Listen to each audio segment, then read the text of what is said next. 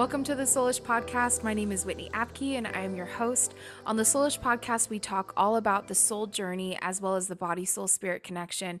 And I bring on guests who are just amazing people with amazing hearts, all from like body workers to soul people, counselors, therapists, all the way to like the spiritual energetics like astrology and past life regression and psychics and mediums. It's just so cool to have like such an array of people on this podcast. And today's episode, I have an amazing guest named Tyrone Morales. And he is somebody that I connected with through Lindsay Mack, who's also been on the podcast. They're both up in Calgary together, and they're actually really close friends. Lindsay has known him for the majority of his life, and it's just so cool to connect with him because I noticed him on Instagram because she posted him, and I was like, whoa, like he has this crazy awesome energy. And so I was like, dude, I want you on my podcast. We need to talk like divine masculine. We need to talk about the work you do in breath work and herbalism and these nature journeys that he does. He also does plant medicine as well. It's just so cool. He's someone that I've just been so excited to have on, and I'm so excited to share him with you. Just a little bit more about Tyrone. He really is into, supporting committed leaders to integrate and navigate soulful and holistic practices to experience radiant vitality. That's really what he literally exudes. And he's really about like that, his mission is really to inspire a deeper, authentic connection to your innate vitality, or what he coins as wild well-being.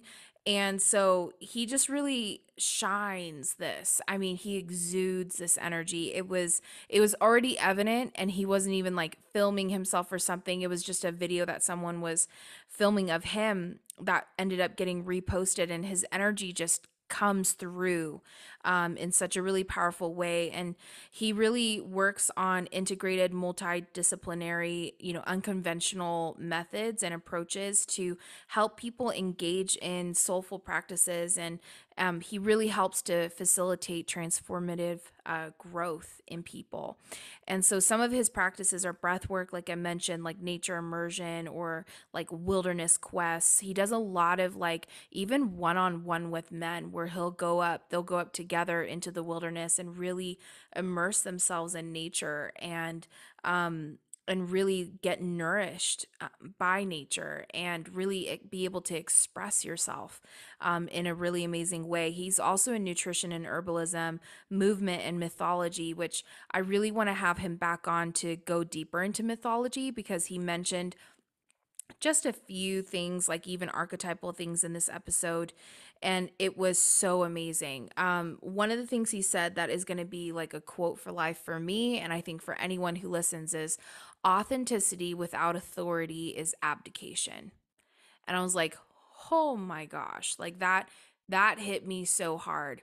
Authenticity without authority equals abdication, meaning that when you lack authority, your authenticity does not have a throne to sit on. You literally abdicate that ability to step up into that place in your life. So here you are really working on authenticity and stepping into your divine self, your most authentic self, self-love, self-worth, value, your dreams, your desires, all of those things. And yet you feel powerless to live it, or you feel powerless to work it out. You feel powerless, like you feel like more like a victim than a victor. That automatically abdicates that throne for you to be able to sit on, which is your rightful place and in your own individual life, right? This isn't talking about ruling over other people. It's really having authority over your own life. And so, woo, that got me all up in it. I was like all up in that energy towards the end.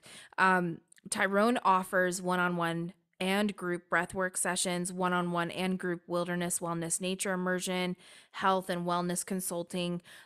He also has an amazing album that's going to come out that I'm so excited about, and he's going to have a single from that album released sometime in August, he's hoping.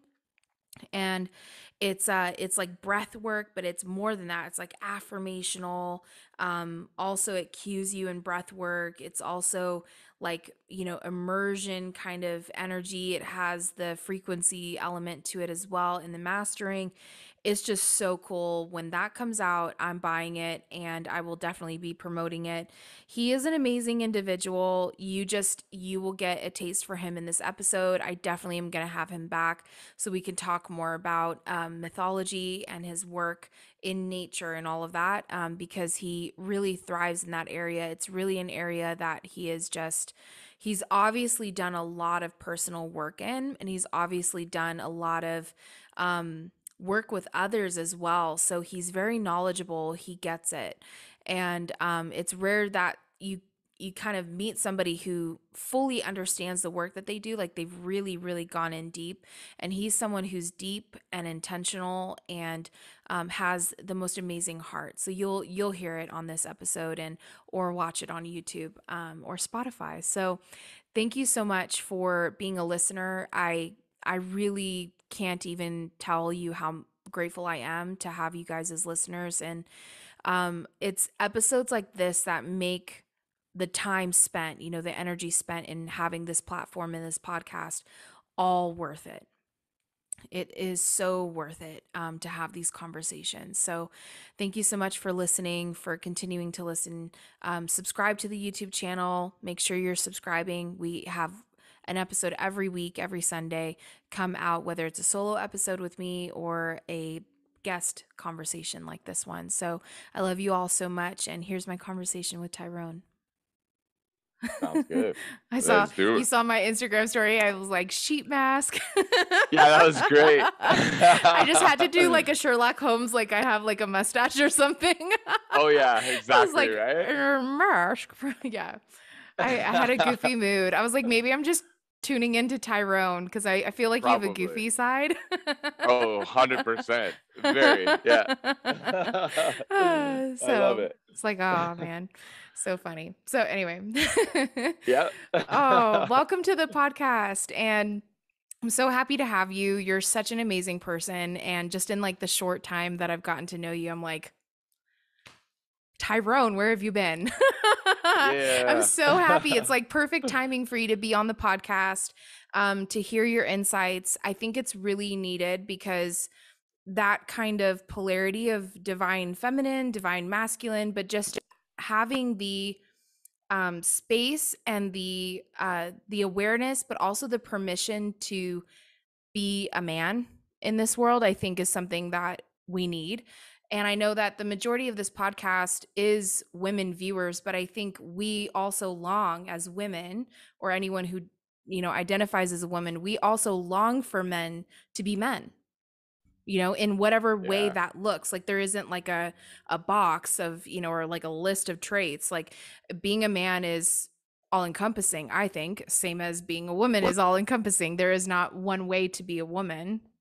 And so I think it's just really cool to meet you and to get into this conversation on masculinity, on the work that you do, which is so powerful and so important. You do so many things, whether it's herbalism, breath work, you hold sessions, also plant medicine and integration. And we were talking just yesterday, and you mentioned like going up into the mountains and throwing boulders. And I was like, there's some part of me that really wishes I could do that. Yeah. So it's so cool to have you on. And I just would love to get into your journey because I discovered yesterday that you and I also share like a similarity in being raised Christian, and kind of going more into spirituality. And so I would love for you to just share your journey so that the listeners can kind of get an understanding of how you came into doing the work that you do now, if you don't mind. Yeah. Yeah, of course. Yeah. Well, thank you for that beautiful intro, and it's a pleasure to be here and sharing space with everyone. So, want to acknowledge everybody tuning in, and grateful as well to be Yeah, connecting with you as well too. So, same. because we met through Lindsay there, and Lindsay's a beautiful person. So, shout out to Lindsay as well too. Shout out. Um, Shout out, baby. Yeah. Um, So yeah, like a big part of my journey. Yeah, I mean, there's many pathways of how I got into what I got into. I'm doing right. So, like a big part of it for me that's like really sticking out is a time in my life when um, I was going through some, what we could call like depersonalization and like really low times. It was when I was done Yeah. university and really searching for myself. I was soul searching, and I had been smoking weed every single summer, and I was very much like such in a place where I was trying to find myself. And what I found was that the weed um, helped me get into like a state where I could feel more connected with nature. I could feel more connected with myself, because I was reading this book at the time. It was called The King, Warrior, Magician, Lover. And so Ooh. this book says it's by Robert Moore, and he talks about the 4 different archetypes in the male psyche, which is the Mm. king, the warrior, the magician, and the lover. And so part of what you want to do in life, he says, is like if you have a lot of lover archetype, you want to balance that with the warrior, or a lot of magician, you want to balance it with this. So I grew up, and part of my journey was having a lot of that warrior archetype, playing sports growing up and like being really physical. And yeah, that always like called to me, even watching like warrior films. So Oh yeah, um Gladiator. Ooh, yeah, love right. Gladiator. Gladiator, Little Braveheart. Oh yeah, Yes. all of those. So yeah, the part of my journey where I started feeling that connection was, yeah, I would smoke weed and then I would go out into nature, and it became an unhealthy relationship with the cannabis for a while, for sure. Um, but that was because I was so far swinging on the pendulum of the warrior archetype that it was like, oh wow, okay, I need some lover in here. So I started creating art. I started spending more time in nature, and started introducing myself into other modalities, things like the breath work and the cold exposure, um, and the herbalism as well too. Because I started working at this health food store. I quit my landscaping job, started working at the health food store. And Wow. then speaking of, you're talking about like the sacred masculine and feminine. I got introduced into like herbalism and elixirs through this workshop. His name's Yarrow Willard from Harmonic Arts. It's like this amazing herbal company up here in Canada, out on Vancouver Island. So And cool. he had this blend that was called the Sacred Masculine. Ooh. And I was like this gym rat at the time, like very much like jock kind of boy, and like I had the protein and the creatine. But then I tried this Sacred Masculine blend, and it was like all of these different herbs that supports male health, things like pine pollen and things that are like very like activating. So I was like, Wow. oh, cool. There's like herbs that can support me with like my testosterone and like feeling more manly. Like it's at least like a ritual, even if like the herbs wasn't doing that much, I was at least like in this ritual of like, right, Yeah. I'm getting more in touch with my masculine. Yeah. And then, doing things afterwards that would help me connect with that. So a combination of all those things happening, and me spending more time on the land. There's, yeah, many different events that have led up into where I'm at now. Um, but it's been an incredible journey, so, and it That's so still is. cool. So What an awesome journey. Hello, Soulish Tribe. So I know that I'm not alone and always feeling thirsty. Even though I hydrate throughout the day, I'm always feeling that I need more water, especially after those cycling classes. My friends James and Mark over at Zaka have the perfect solution. Zaka's Hydration and Liver Aid is the #1 recovery and hydration solution for working out, jet lag, or drinking maybe just a little too much. Zaka uses herbs such as Japanese raisin as well as other natural and fermented ingredients that are safe and without artificial flavors. Zaka is unique because it doesn't just replenish what your body needs, but also supports your body's natural ability to recover. It's 2 very, very yummy and berry chewable tablets that you can put under your tongue or chew up and swallow. Go to Zaka.com, that's ZACA.com, and use promo code SOULISH15 to get 15% off of your order. Can we talk a little bit about plant medicine? Because I know in the spiritual community, at least I've only done ayahuasca once. I've done mushrooms once. I've done a little bit of cannabis and worked with cannabis. But I know that it's kind of like what I was kind of introduced to, especially during ayahuasca, was I learned that more than half the room, they had been here like every month for like years. And I was like, Right. whoa. Because I'm still like, that was back end of January. I am still like integrating. Like, I am still doing Mm, the work with some of the things that Mama Gaia brought up. I'm like, how do you do this, every month? But some people are really using it. And they even said it like, I'm using this as a crutch right now. Like, I'm using this as like there's a codependency here with the medicine. And I'm well mm, aware of that, but I'm just not willing to give it up yet, you know? And for me, I was kind of like, well, it's kind of up to the shaman to say, like, to kind of direct them and shepherd them in that way, right? But what are your thoughts on that? Because I have like even friends that will microdose like mushrooms and they'll go out and party or they'll go camping. And I mm. don't really have much judgment towards it. I just think it's really interesting that we can do that, right? Where we can get like dependent or have like an unhealthy relationship. Do you mind going into that process that you like of recognizing that, acknowledging it, and then what you kind of did to change that relationship to a more Yeah. positive, healthy one? Yeah, of course. Well, I love what you said about that with the judgment piece, and like that Yeah. what really was like one of the biggest things for myself, because I had been judging myself pretty harshly, especially with like the cannabis thing where it was so codependent. And I was like, man, like you're such a bum, like you just keep smoking weed all the time, you're a pothead.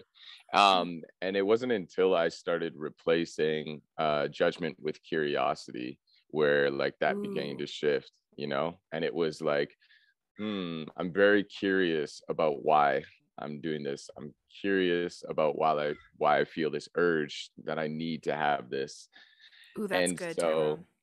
yeah, yeah, it really opened me up to becoming more curious about why I do the things that I do. And it transformed my relationship. It allowed me to see those deeper parts of myself where it needed a little bit more loving, and opened me up to other avenues, like instead of me needing to have cannabis, it was like I could do breath work. And I was curious. I was like, what else could I do that would honor that, lover archetype that I was talking Mm-hmm. about before?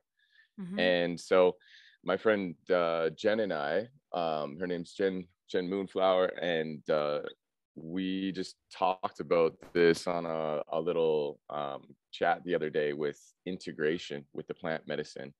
And I think, yeah, that's one of the biggest things that I notice, even working at the health food store as well too. It's a very like Western Mm-hmm. mindset and like materialistic mindset as well too, where in science, there's a great guy called Rupert Sheldrake that talks about the 10 dogmas of science. And Mm-hmm. one of the dogmas of science is like this whole materialistic um, or materialism viewpoint. And so like it trickles over into the science system or the medical system, where it's like, oh, let's just prescribe a pill, or let's just put a band-aid on it, because it's all just the material Mm. aspect. And so, yeah, I think a lot of like this codependent relationship happens when we're out of balance um Yes. with that, and not in touch with the more spiritual aspect of our healing, being like, well, what am I really taking this for? And, what transformation am I wanting to create in my life? And so I always view like the plants as like my allies.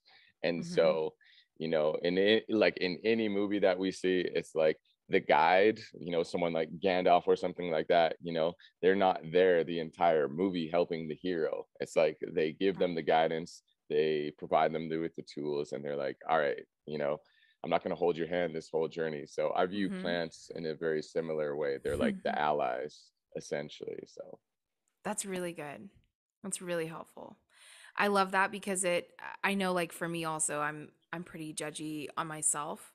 So I can mm, easily like kind of criticize like part of yeah. the journey, right? And the experience even or the dependency or why I do what I do. But I think it's really great to come from a curiosity standpoint like you said because then you're more observing and it's more positive and you're like, oh, notice these behaviors that are really unhealthy or that need adjustment because it's actually not supporting me. And so I need to do that for that reason, not like, coming from like religion where it's like shame, guilt, Mm. you lack, there's something wrong with you. So, Yeah. yeah, it's really interesting. I love that shift. That's really Yeah. cool. Yeah, it's incredible. So with breath work too, as you mentioned, I know I've also done a lot of breath work, but I've not experimented with different types of breath work. I've done like holotropic, Mm. obviously like box breathing, as well. But with breath work, like did you find, because I know a lot of the science of it is that it actually activates the DMT in your brain, especially like holotropic or neurotropic is the same as well, where it activates that DMT and you actually have a very similar experience just within your own body without any ally, as you said before. What was your experience and journey with that and discovering that? Yeah. Um, with the breath work, I started off with the Wim Hof method, um, Mm. because I was always out in the nature, and I was always, And Wim Hof, come on. and Wim Hof, yeah, It's he's so him. dope. He's so Exactly, dope. right? He's a You're legend. yeah. Yeah, so completely inspired by him, and along with his story as well too, like how he got into the breath work and the Yeah. cold immersion. So I started with that. I was going through some um, somewhat traumatic stuff, and dealing with family things as well too. So there's this whole like stack of things that was kind of stacking up. And I remember going down to this river spot that I had, and I was like always looking up at the night sky and praying, praying to the Creator. And I was just asking for wisdom, asking for guidance. And I remember coming home one night after this long prayer at the river, and I had been suppressing my emotions for a long time. Like I was like feeling this sadness, but I wasn't, crying or anything like that. And so I get back and I do like a 2 hour session of this like Wim Hof breathing, like deep, like holotropic essentially breathing. Mhm. And I ended up crying for like a good like hour straight. And it was incredible. I had like the biggest release ever. And I hadn't cried like that in a long time. So I was like, wow, like felt incredibly after Mhm. the cry session. I was laughing actually. Yeah. So yeah, I experienced the power of breath work in that moment where I was like, wow, there are some things that, I had been bottling up that, being in this state allowed me to release that. It allowed me to get in touch and feel that sense of wholeness as well too, which is inherent to everyone, Yeah. so the breath work really helped me tap into that. Yeah. That's really cool. What would you recommend for someone? Because that's part of what you do is you hold breath work, ceremony sessions, workshops. What do you recommend for someone that's like never done breath work? Do you recommend like box breathing or do you say Mm. just go straight into holotropic? What is your recommendations? Yeah. Yeah, it really depends on the person, because like some people are like very intense, and they like that intensity like right away. And there's people that are requiring, more gentleness as well, that maybe need to be more gentle with themselves. So it is an intuitive process. Mhm. And I do like to at least start with like 1 or 3 rounds of like a Wim Hof style breathing, and mix that in with a little bit of fire breath. So I like to, expose people to the different flavors that there are out there, and then really which flavor like calls to them the most is going to be the one that's right for them, really. So, but in general, if I had to pick, yeah, I love the holotropic. Yeah. The Yeah. How about you? holotropic's awesome. I had to start slow because I'm like a total Cancer Pisces Aquarius like mix. So I'm a lot of water. So for me, I definitely had to do the intuitive, like lead and start just really gentle. But then I could go into that intense, like holotropic breathing, fire breathing, um, where you're really bringing up stuff. I think it's just amazing. Like, you and I are similar. I tend to choose to be happy rather than to feel the not so happy feelings. And then I Yeah. will literally have a volcano moment. And it's not like it's not like disastrous. It's just like I will just be really sad and like down in the dumps for like a couple hours or half a day. I hate wasting time on that. So for me, I always like do breathing and breath work to like move through it. Um and holotropic has been really good, but even just like really just consciously breathing, just even sitting in with like the body's natural breath and just tuning into that as you're crying, even, or having like an emotional or mental experience with life, like I love putting like my right hand on my heart, left hand on solar plexus, and just like really connecting into the body, because it's really detoxing is what's happening, is you're emotionally detoxing because you haven't been releasing. And so I like try to get better at that later in life, is like, don't do that. It never works out. You always end up needing to release that. So I try to feel in the moment a lot more now, but I think like starting slow and gentle and just being kind of conscious of how it makes you feel to the breath work. Cause I think that's something offline that Lindsay and I have talked about is sometimes your nervous system, if you're going through something traumatic, like even like currently living it or you're reliving it, it's really important to make sure that you're not overloading your nervous system, because that can happen in breath work. Like holotropic is pretty fire breathing, pretty intense. So you just have to kind of know yourself and know what's happening. Like, is it actually supporting you to move through it? It can still be intense, but is it intense supportive? Or is it intense like it's actually overloading, overwhelming you, right? Would you agree with that? Oh, absolutely. Yeah. Yeah. Yeah. Being in tune with your nervous system for that is huge, and knowing like, what is a good limit where like you can push through it, or where it's like, no, like we need to actually chill. Dial it back. Yeah. Dial it back. Yeah. So, yeah. That's cool. And so, I know you're in Canada. So, for all my Canadian listeners, you guys are going to be like, yes, we can go. For all the US, I'm sorry you can't meet Tyrone in person and do a breathwork course with him. At least you probably do some things online, I'm assuming. But in Yeah. person, can't hug Tyrone yet. Hopefully, the borders will open up soon. Oh, Um, yeah. but I know like you actually hold like breath work courses, workshops, and help people through that. What does that look like for you guys? Like what is kind of your flavor? Yeah. My flavor flav. Your flavor Yeah. flav. My flavor flav. You know, it's that soulicious flav. Soulicious. Oh, thank you for bringing that in. That was maybe one of the favorite things I've ever heard ever. I was like, maybe I need to change the podcast to Soulicious. Right? I'm gonna honestly consider that. Yeah, that's our flavor flav. So when it comes to breath work with that, yeah, we like I love to be in, the natural world, like out on the land, where, when we connect with our breath, and we're talking about like the nervous system, Um, well, I used to actually, before I say anything more about the breath work, I remember like the first Instagram video I ever made was about Shinrin Yoku, which was like what they call like forest bathing in Japan. And so that's where, you're literally just bathing in the forest and allowing, like the negative ions of like the waterfalls, and like allowing all the different hues of nature to nourish your being.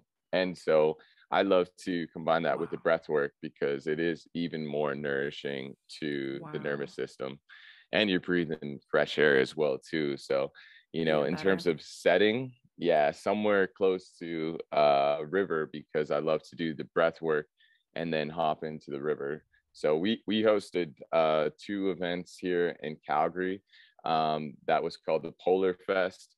And so we had about like 30 to 50 people show up, and we started with 20 minutes of breath work, and then we hopped into the cold water. So, and same thing for the breath work. It was like, just a couple rounds, not like too overbearing for the nervous system, but yeah. So anywhere in the natural world, that's really like my flavor of Yeah. that. Yeah. That's just so much better than sitting in your home, like, not surrounded by trees and a river. I just feel like water, I'm biased, but water's so cleansing.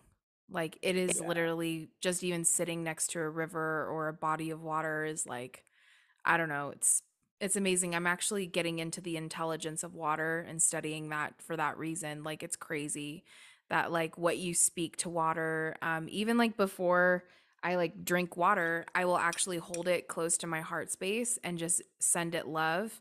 And this is from Law of One too, is Ra, the entity that they were channeling, actually said this, like bring the water close to your heart and send it love, and then give it to the person who is channeling the entity, because it'll actually charge her and help her. And so I've been doing that, and it's insane the difference I feel, Tyrone, not gonna lie. No So way. Wow. Okay. Okay. Major keys for the peoples. yes. I'm gonna I try think that as just well. it's all intention, right? Like, it Yeah. literally is really all intention. And that's what I'm finding in life is everything I do is just it's the intention in which I'm doing it. And Mm, that will change everything. So whether it's plant medicine or breath work or whatever you're doing in life, just the intention that you're doing it with, that's kind of key to everything. yeah. Exactly. Yeah. And especially with breathing, because we're doing it all the time. And it's one of those things that's like both conscious and also, unconscious as well too. So Yes. being able to like be in that in between space where we understand our role as creators and co-creators, and being able to Yes. set that intention, especially through Yes. the breath, which is something that acts as the bridge, is like, it's incredible. It expands Yes. your reality even more. So yeah, thank you Yes. for talking about intention. That's so huge. It's so huge. Yeah. And speaking of intention, I love like just in our conversation and hearing about like the work that you do with men. Um, I'll start with this. I wanted to ask you what it's like for you or what your experience. Let me say that again because I just heard feedback and I don't know if it was me or the mic. I don't know if the mic's wigging out. It shouldn't. Um, yeah, we should be good. Okay. Sorry. All good. I was like, like did this weird thing, and I was like, oh, we don't want that Yeah. on the episode. Um, so I'll start with this question. What is it like for you being a man right now? What has been your experience in being a man? And we can start with that, and then I was going to ask you later on, just to prep you, what has drawn you to work with men, and what has that journey been like for you? So, what has it been like to be a man in this world? Yeah, it's been a wild ride. And also, I think like what you were talking about before as well too, you had mentioned it, of like men, not like there not being a space where like men can feel like they can be men, Yeah. essentially. and being able to step into that and feel that sensation of like, right, like I'm a man kind of thing. So yeah, growing up, there's never really like a big space for that other than like, maybe sports and um, a few other like groups of meeting with men like around fires and stuff like that. But there was never really like a really intentional space of, just holding space with other brothers and other men. So growing up, it was very much like this lone wolf mentality for a while. And I think a lot of men experience that of like being like, I have to do it by myself kind of thing. Mm-hmm. And so there was a period where it was like I was just alone in the wilderness by myself. And I think that's part of the experience as well, too, though. Mm-hmm. Um, but yeah, growing up, I do think that in our culture that there is a lot of like, sometimes it's like it's not okay to be a man, it's not okay to have that aggression, and a lot of like, when we focus our aggression, it can be used in a good way. And so all of these things that are like, yeah, don't be a man, like you're too much, it's like this belief that like you're too much if you're man kind of thing. So, and also there's the experience of like learning to touch with our I remember reading in a mythological story that was Irish one. It was by this one guy that talks about Finn McCall, and he says like, never give a sword to a man who doesn't know how to dance. So Mm. for me, that was like learning to be in touch with that feminine Yeah. before I was able to like go full like raw warrior. So Go full on gladiator, Braveheart. yeah. Gotta learn how to dance. Yeah. Which it really Yeah. is a dance, though. I mean, like old school way. Gosh. Like you would literally have to like chick, chick, chick, and like chick, chick, chick, go back. Yeah, exactly, right? In fencing, for those who Yeah. are just listening, that's me going forward and me going back. I love it. Cha, cha, cha. Yeah. Exactly. It's an upgraded version of the cha cha cha. Yeah, Yeah. cha cha cha. Yeah, it's so interesting. I love that quote. That's so good Yeah. even for a woman, like I feel like if we too also like abandon or ignore our feminine and go into our masculine, which is what women, are experiencing nowadays where we're too much in our head, we're not dropping down into our heart. And so we need both. Yeah. We need Along both. those lines, like one of the things that really called to me, I have a roots in South America, like Carib indigenous roots. My family, a lot of them grew up in Trinidad and Tobago. So my dad's from Trinidad and Tobago in the Caribbean there, and being in touch with those roots felt very connected because it was like, you know, there's the prophecy of the eagle and the condor, that the eagle and the condor would one time fly together, and the eagle was the like great bald eagle of the north, which was like very industrious, like very like, that mind kind of Mhm. style, and like more of the masculine. And then there was the condor of the south, like very heart centered, and the prophecy was that at one time, these two birds would fly together. And Wow. I remember going down to the river here, and it was right before this peyote ceremony that I had. And I remember like feeling into that prophecy, and I had been doing some breath work and I did a cold dip, and I hopped into the river. And as soon as I popped out of the river, like right over top of me flew this bald eagle, and he was flying to the west. And then all of a sudden I saw another eagle, and he was flying to the east. And then I look again, and there's another eagle flying to the north and then to the south. And so for me, it was very much like those seven sacred directions. I do seven sacred directional prayer in all the ceremonies to honor all the different directions. Mhm. And in the middle, like to top it off, there was even more eagles. And in the middle was a golden eagle and this bald eagle that were flying together in harmony with each other. They're like doing spiral circles up. And that was very much Wow. like, the masculine and the feminine for me. And so, yeah, being in touch with that energy is, it's, yeah, it's vital to the balance of our being. So Mm-hmm. That's nuts. Freaking yeah, eagles are creating like their own vortex. Like, come yeah, on.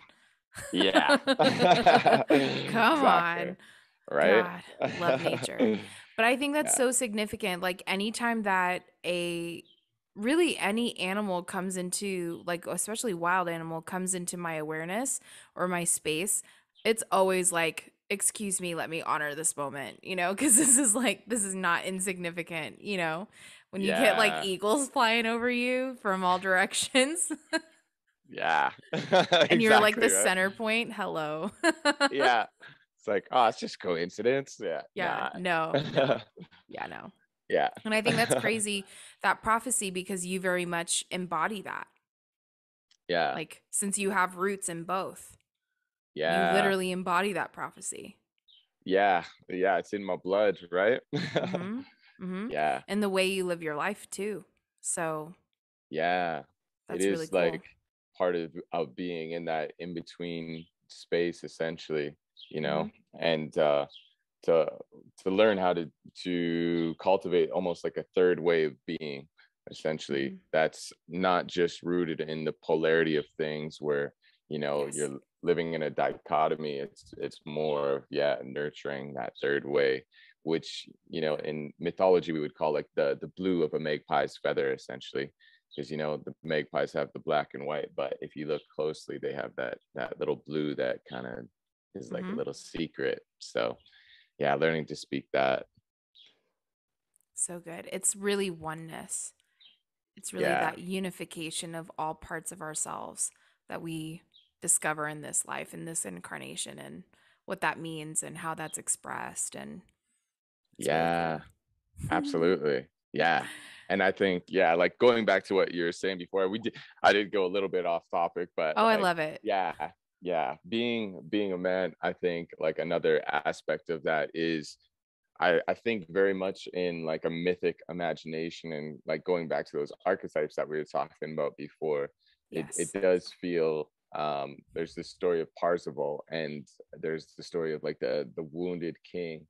And in the story of Parzival, which is like this great Arthurian tale where he goes on this grail quest, and one of the things that he forgets to do on his quest towards the grail path, he meets this wounded old man, and he was a king, but he had forgotten to ask the king. He's like, what ails you, great king? And it wasn't Mm. until the third time that he went back to that king and asked him, where he got the answer that he needed to go towards the grail.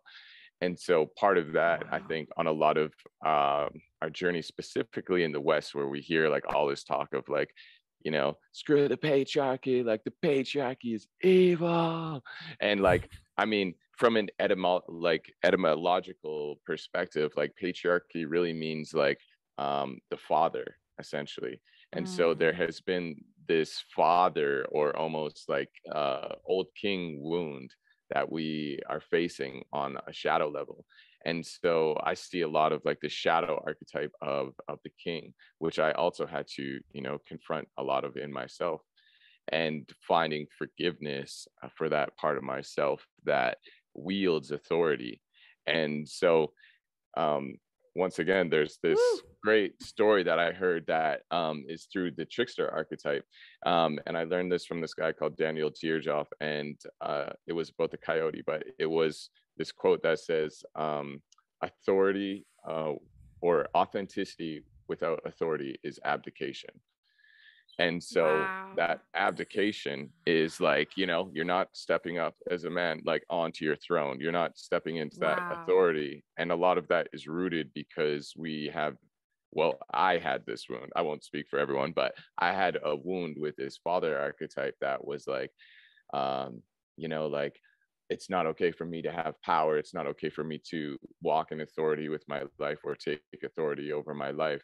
And I was very much in the like learning to be authentic, but I didn't have this level of authority. And it was an abdication. I mean, it's basically the Lion King, right? Simba's Wow. not going back to the throne, and he's like, nah, Hakuna Matata, bro. Yeah. Don't we all? Right. Wow, So Tyrone, that's yeah. hitting me. I don't know if that's hitting anyone else that's listening, but that's like hitting me Yeah. hardcore because even, I mean, even as a woman, like I think that's what a lot of women struggle with is we feel like we've been dethroned, right? Right. By Yeah. men or by the patriarchal society or culture, or we've been bought, sold, traded, and used and bartered with, and so we can have a lot of that like angst, that hurt and that anger, resentment, bitterness towards the masculine or patriarchal society. I'm getting Yeah. a lot of that from my friends. What you just said, authenticity without authority is abdication. Yeah. Fuck. Yeah. Woo! Like, yeah, that's everything. God, if Yeah. that's gonna be a quote. Yeah. That's so Yeah. good. That one hit Wow. home with me the first time I heard that too. I was like, wow, okay. Yeah, that should hit Let's home see. for I think everyone because we've all experienced a wounded father or a wounded leader, masculine leader or feminine leader. Like we've all experienced people in leadership abusing power or leaving us at the moment that we needed. We needed their Yeah. protection, or we needed their guidance, we needed their leadership. And I know I experienced that in ministry. I've experienced that in the corporate world. I've experienced that in so many different ways. And so it's really important for us to know that we have the power, but we need to couple our authenticity with that authority. And we have power to choose how we live our lives and what we do and even how we feel about something. So good, Tyrone. Good God. I'm going to be sitting on Yes. that for like weeks. Yeah.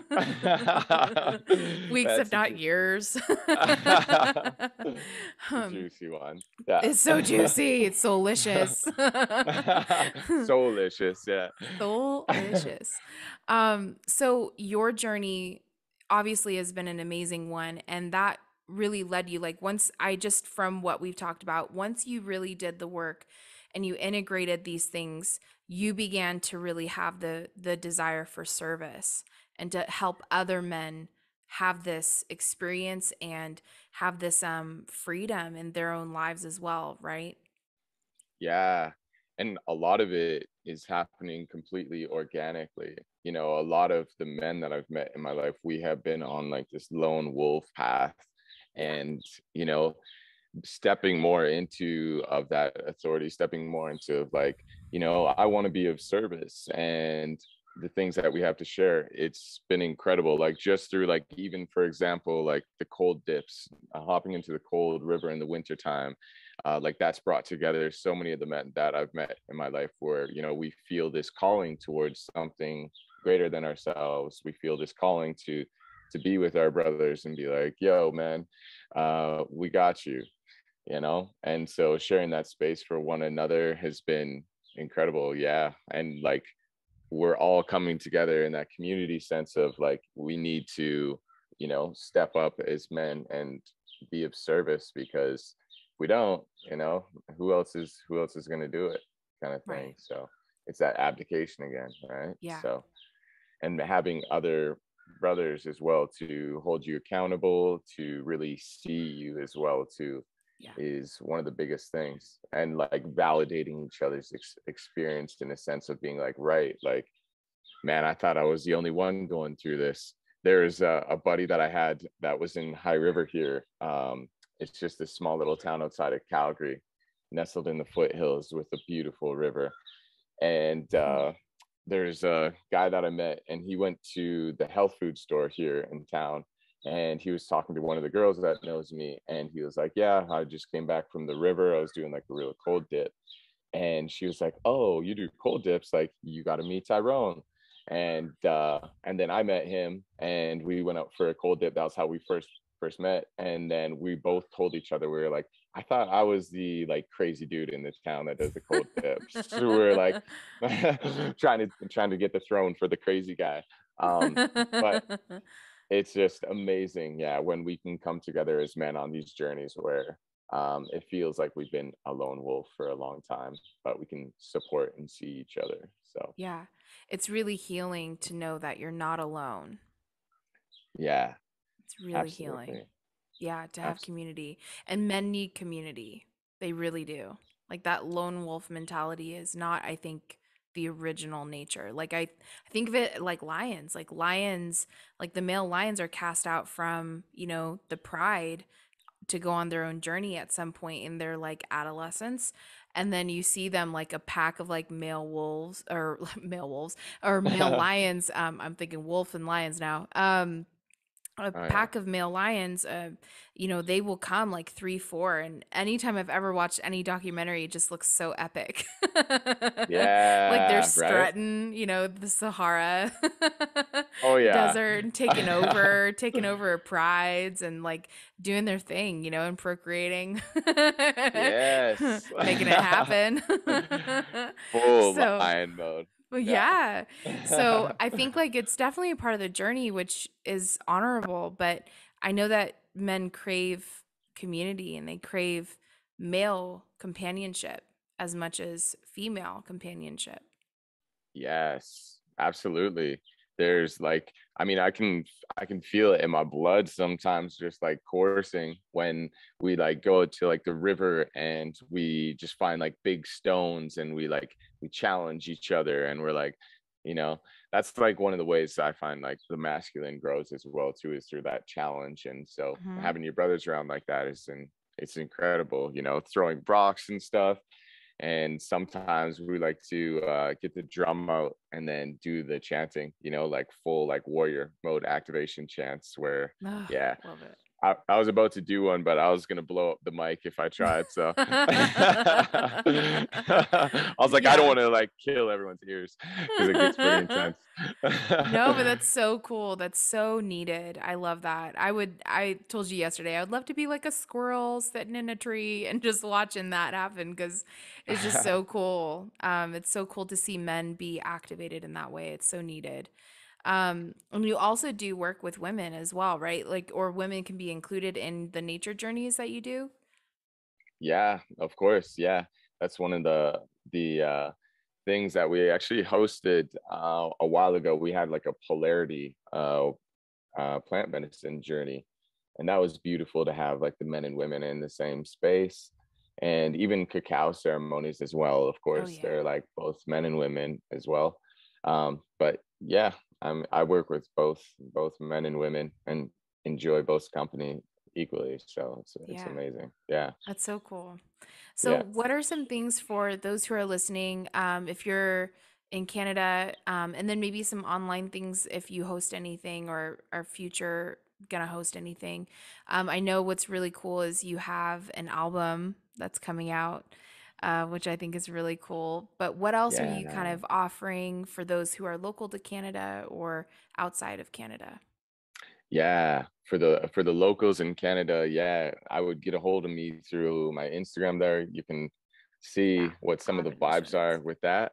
And they could expect, yeah, breathwork sessions I offer, and then also cold water immersion, especially in the winter time. If you really want to challenge yourself, that's like one of like the most epic experiences that you can have.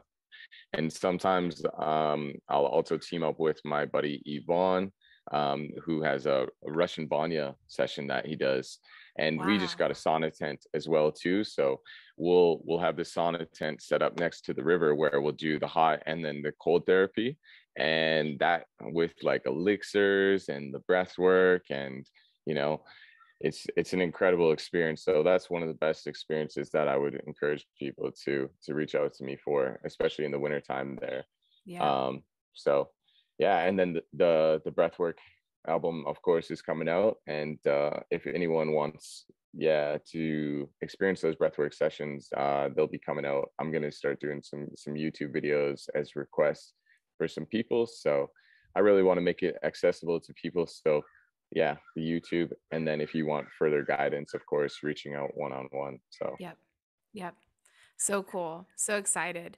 And talk a little bit about the breathwork album that's coming out. Is it like it's guided or is it mainly just sound, kind of like, cueing people when to breathe in, when to breathe out? Is it music, like song, uh singing, words? yeah. So my brother Mike and I, are creating it together, and he's an incredible producer. And part of the breathwork album is part of a live set that we usually do with our events.